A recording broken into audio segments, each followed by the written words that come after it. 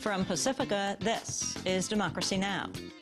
I didn't think that institutionally we were so easy to overthrow, because it was a coup d'etat, 9/11. It all went crashing. And when they got rid of Magna Carta, I thought, well, really, this wasn't much of a republic to begin with. Legendary writer and controversialist Gore Vidal on 9/11, the war in Iraq, and a half a century of U.S. politics. But first, we continue with our series 1968, 40 Years Later, with a look back at France, when millions of students and workers took to the streets and changed French society forever. I say that I want to overthrow. If the capitalist system to defend its privilege is taking violence, we will defend us with violence. All that and more coming up.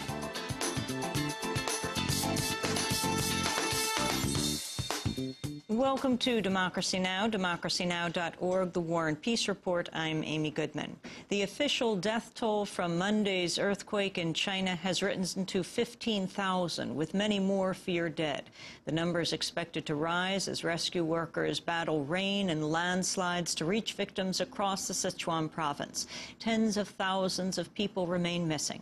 In the town of Yingshu, Chinese officials say only 2,300 people have been found out of a population of 10,000. The massive earthquake flattened schools, shops, and homes across the region. Scores of survivors are trapped beneath the rubble of collapsed buildings and roads in China's worst earthquake in 3 decades. In Burma, there are new warnings of another tropical storm just days after Cyclone Nargis left tens of thousands dead. The United Nations says it's tracking a storm off the coast of Thailand that could become a significant tropical cyclone over the next day. Authorities in Burma have raised the cyclone death toll to nearly 32,000, but aid groups say the final number will be much higher. Some say over 100,000. Earlier today, the charity World Vision says Burma faces what it calls an apocalyptic threat from waterborne diseases. On Tuesday, the UN warned Burma faces, quote, a catastrophe of monumental proportions unless relief efforts can match those seen during the Asian tsunami. But the Burmese military junta continues to come under intense criticism for its response to the crisis. Relief workers are accusing the junta of hoarding international aid and passing out spoiled food to survivors. In India, up to 60 people have been killed in a bombing attack in the city of Jaipur. Another 84 were wounded. 7 blasts exploded within moments of the other in a crowded market area. No one has claimed responsibility. In Iraq, at least 7 people have been killed in overnight clashes between U.S.-led forces and Shia fighters in Sadr city. The fighting threatens a tenuous deal to end weeks of fighting. Meanwhile, the civilian death toll continues to rise. Local civilians say 3 victims identified by the U.S. as militants were in fact students asleep in their home. 3 young men were sleeping inside their house. They are students, and their graduation party should be today. Their execution has taken place here. This is one man. Here is another, and the last one is on the roof of the house. They are students. They are not gunmen or members of the militia. They are not wanted men. Scores of civilians have been killed in a series of intensified U.S. strikes. Relief efforts have also been hampered after U.S. missiles struck Sadr city's main hospital earlier this month. President Bush has landed in Israel to take part in the celebrations marking the 60th anniversary of Israel's founding in 1948.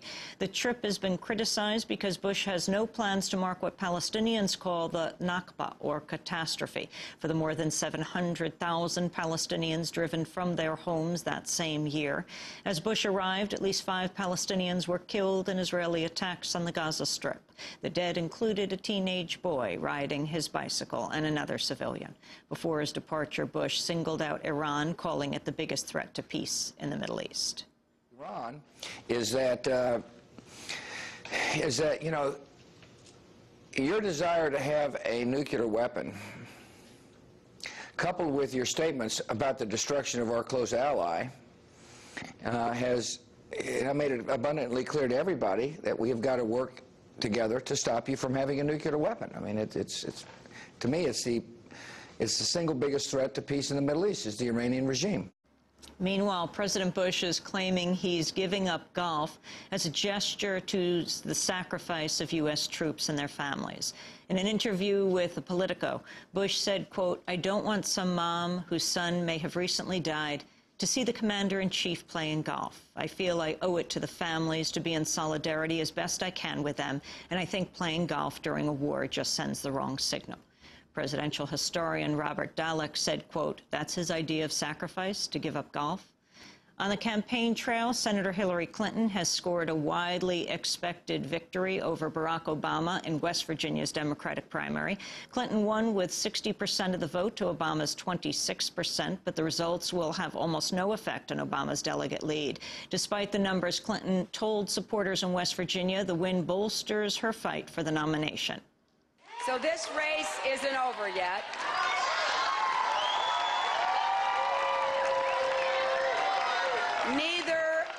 Neither of us has the total delegates it takes to win. And both Senator Obama and I believe that the delegates from Florida and Michigan should be seated.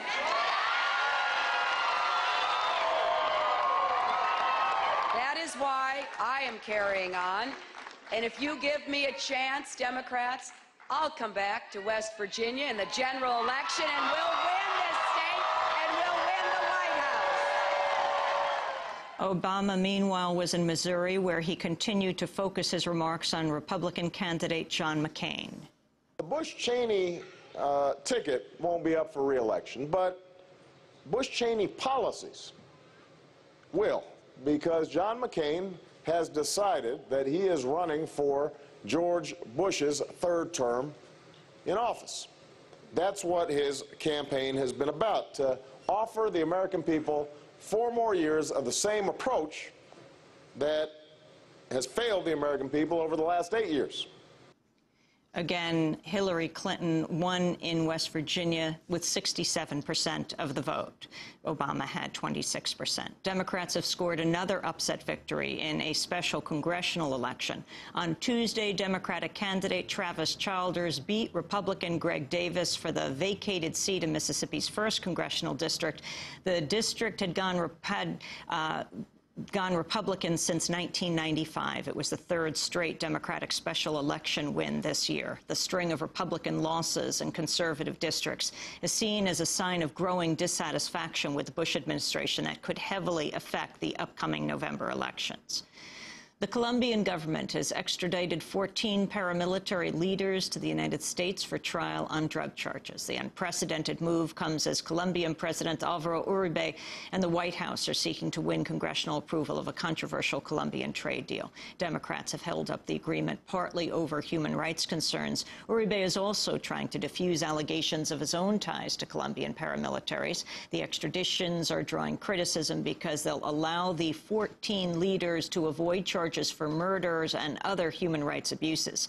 They'll be tried in the United States on drug charges at a time when the Bush administration has shown a willingness to reduce sentences in return for cooperation.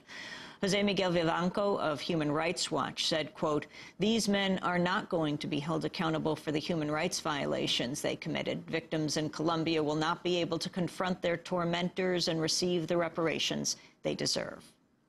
In Italy, a judge has ruled Prime Minister Silvio Berlusconi and other top officials can be called to testify on the CIA kidnapping of the Egyptian cleric Abu Omar. Omar was seized on the streets of Milan in 2003 and taken to U.S. bases in Italy and Germany before being sent to Egypt. There, he says he was tortured during a 4-year imprisonment. 26 Americans and 5 Italians have been indicted in the case. In Egypt, Abu Omar said Berlusconi should be held responsible. I think without a doubt that Berlusconi knew about this case, because this case touched upon the sovereignty of Italy. And if the head of the Italian military intelligence services was involved, he takes his decisions with direct permission from the head of state. And according to the deployment hierarchy, Berlusconi has direct responsibility for this matter on the basis that the head of intelligence is his direct subordinate. Berlusconi would become the first head of state to testify over the CIA's kidnapping and torture program. And back in the United States, the Washington Post is reporting the U.S. government has forcibly injected hundreds of foreign nationals with dangerous psychotropic drugs during their deportation. The involuntary drugs are normally used to treat serious psychiatric disorders, but they've been used on more than 250 deportees since 2003. The Immigration and Customs Enforcement Agency was found to have repeatedly violated its own rules, allowing sedation only if deportees suffer from mental illness or have become dangerously aggressive. And those are some of the headlines. This is Democracy Now!, democracynow.org, the War and Peace Report. I'm